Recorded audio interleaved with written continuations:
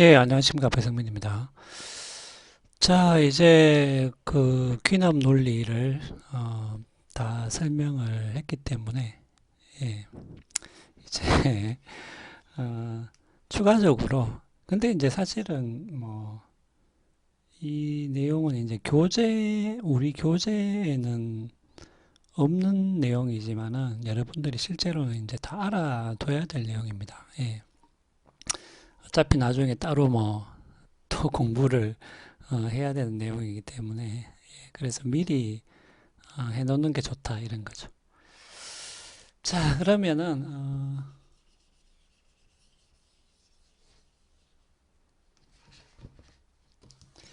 예, 우리 좀 천천히 예, 이제는 뭐 급할 게 없기 때문에 우리가 일단은 교재에 있는 내용들을 다 했기 때문에 천천히 차근차근히 한번 해보도록 하겠습니다.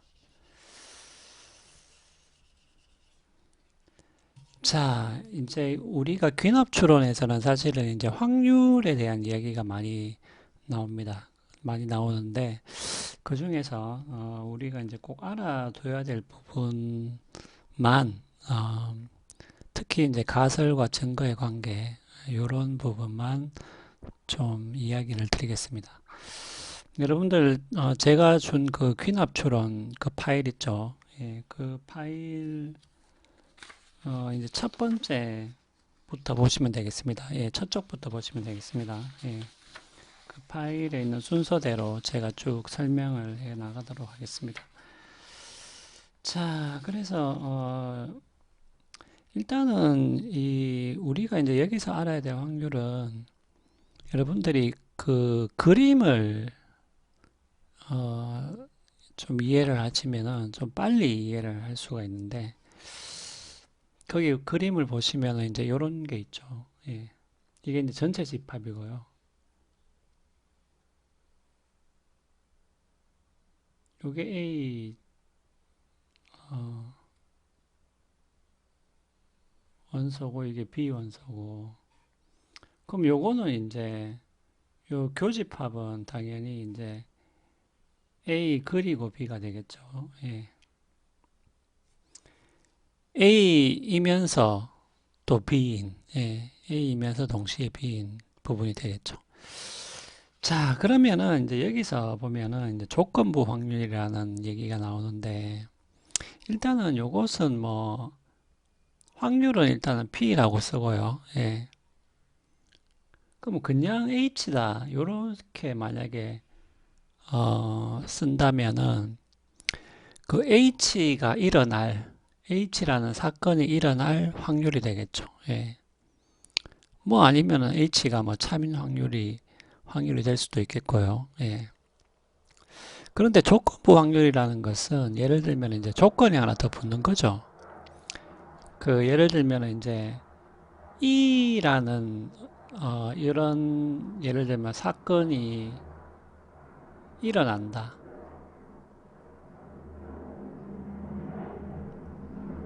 그러니까 E라는 사건이 일어난다고 일단은 미리 전제를 하고요. 예. 이 사건이 일어난다는 그거를 전제를 하고 H라는 사건이 일어난다.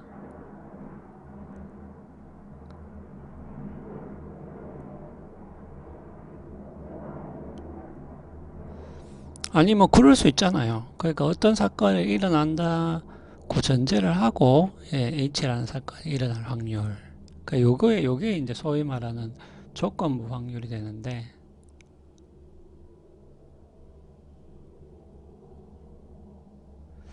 근데 이거는 말로 하면은 굉장히 어렵게 들리는데 사실은 우리가 이런 그림으로 표시를 하면은 굉장히 이제 쉽게 이해를 할 수가 있습니다.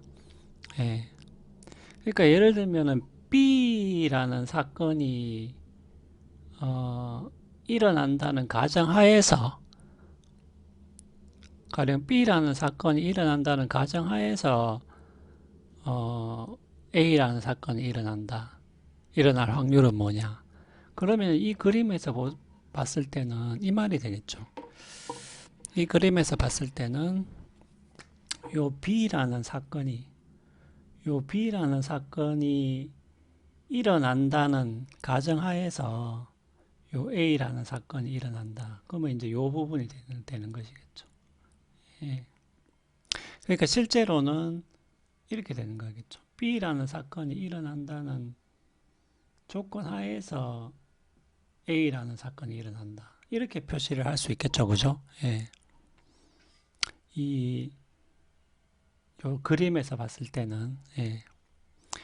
그래서 일단은 표시는 이렇게 합니다. 그러면 이제 표시는 어떻게 하느냐?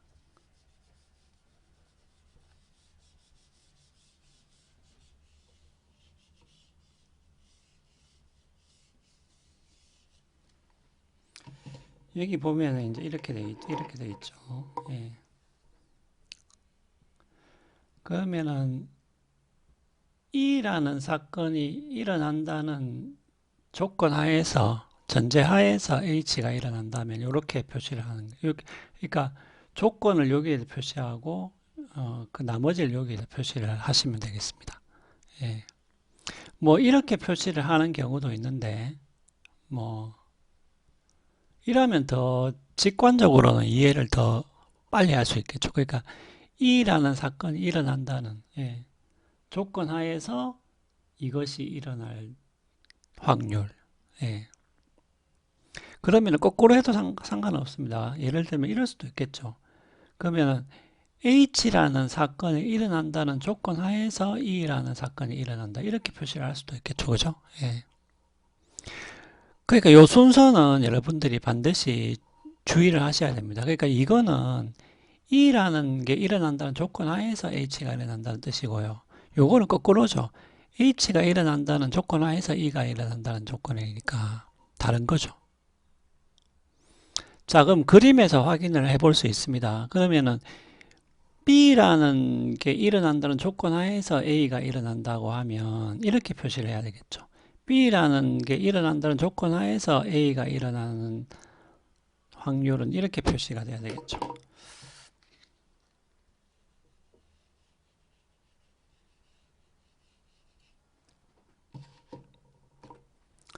반면에 A가 일어난다는 조건 하에서 B가 일어날 확률은 이렇게 표시가 돼야 되겠죠. 분모가 A가 들어가야 되겠죠. 그러니까 이거하고 이거는 분명히 다른 거죠. 예, 다른 거죠. 자, 요게 조건부 확률입니다. 예. 그래서 뭐 여기 우리 주사위 그 사례가 나오는데 그러면 이제 그 우리가 그 계산하기가 쉽겠죠.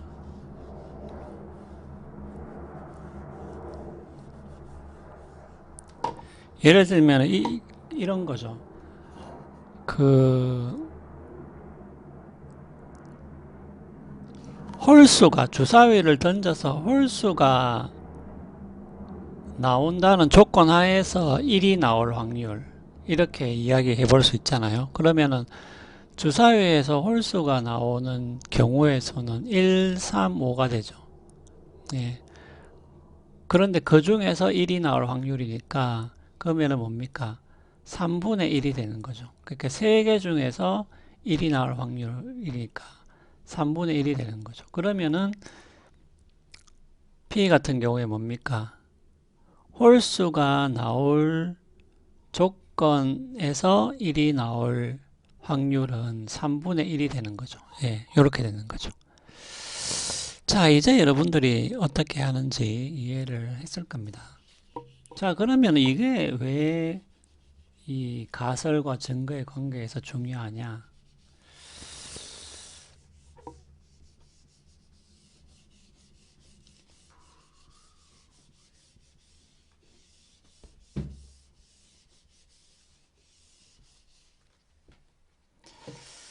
자, 그래서 여러분들 우리 여기 교재도 보시면은 이제 그게 나오는데 이제 그 가설의 강화, 약화, 중립에 대한 개념이 나오죠. 예. 요 개념 굉장히 중요하기 때문에 여러분들이 반드시 또 알아두셔야 되겠습니다. 그러면은 이것을 우리가 이제 가설과 증거의 관계를 우리가 조건부 확률로 표시를 할 수 있다는 거죠. 특히 가설의 강화, 강화, 약화, 중립 이렇게 되는 거죠. 예. 그러면 가설이 언제 강화가 되고 언제 약화가 되고 언제 중립이냐 이런 얘기입니다. 그 얘기인데 일단은 여기서 요것을 따지려면은 적어도 두 가지 변수가 있어야 돼요. 하나는 뭐냐면 하나는 당연히 가설을 H라고 표시하고 그 다음에 뭐가 있어야 되냐 하면 이제 증거가 있어야 되겠죠. evidence. 그래서 증거를 E로 표시하는데 과학에서는 이제 가설만 세우면 안 되고 당연히 증거가 있어야 되겠죠. 그러면 이제 이 증거와 가설의 관계를 통해서 강화, 약화, 중립을 결정을 하는데 그럼 어떤 식으로 하느냐. 아까 이야기했던 확률 개념을 사용한다는 거죠. 그러면은 예를 들면 이렇게 해봅시다. 이렇게 하면은 어떻게 되냐 하면 그냥 H가 가설, 그럼 가설이 참일 확률이 되는 거죠. 그냥 pH로 표시를 한다면은 예, 가설이 참일 확률이 되는 것이고 그 다음에 이렇게 표시를 하면 어떻게 되겠어요? 이렇게 표시를 하면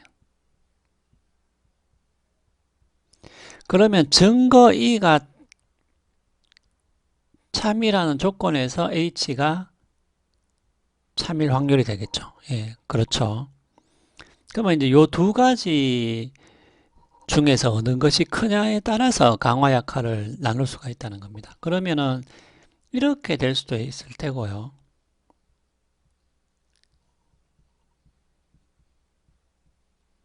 그러면 이제 경우의 수가 세 가지 생기는 거겠죠.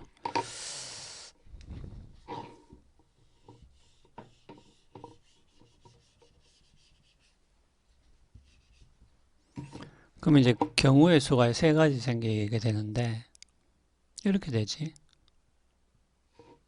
그럼 이렇게 되죠.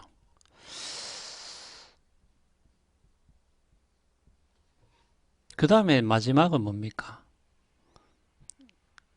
확률이 같을 경우 이렇게 되죠. 예. 그러니까 요거는 조건부 확률의 개념만 정확하게 여러분이 기억을 하고 있어도 금방 이 눈치를 챌 수가 있죠.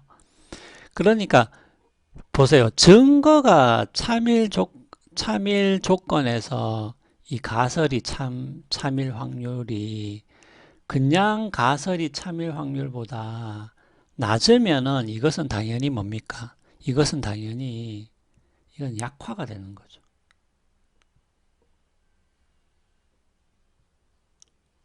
예, 가설이 약화되는 경우인 것이죠. 거꾸로 뭡니까? 오히려 이렇게 증거가 추가됐을 때 증거가 참일 때 가설이 참일 확률이 그냥 가설이 참일 확률보다 더 높으면 그 가설은 강화가 되는 거겠죠. 하지만은 그냥 가설이 참일 확률하고 이 증거가 참일 때 가설이 참일 확률이 같아 버리면은 이것은 이제 중립이죠. 중립이라는 것은 결국은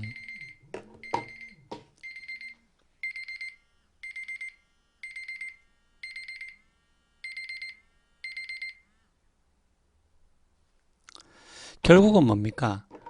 그러니까 증거가 추가가 돼도 좀 풀어서 이야기하면 증거가 추가가 돼도 특별히 가설이 참일 확률이 더 높아지는 게 아니기 때문에 아니기 때문에 이것은 증거가 가설을 강화하는 것도 아니고 약화하는 것도 아닌 경우가 되는 거죠. 예. 자, 요렇게 일단은 확률의 높고 낮음에 따라서 강화, 약화, 중립이 결정된다는 것을 여러분들이 알아두시면 되겠습니다.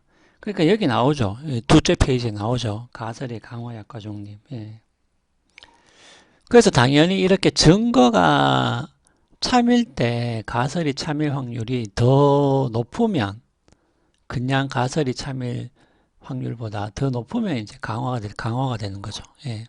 그 가만히 생각해 보면은 그게 맞죠. 증거가 초과됐을 때 가설의 참여 확률이 더 높아야 그 증거가 뭡니까? 가설을 강화한다고 우리가 말을 할 수 있잖아요. 예.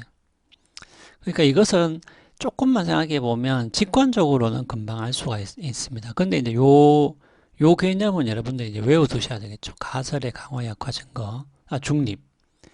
그것은 가설과 증거 사이에 확률에 따라서 정해진다라는 거 여러분들 알아두시면 되겠습니다. 자, 그러면은 계속 이어서 설명을 해 나가도록 하겠습니다.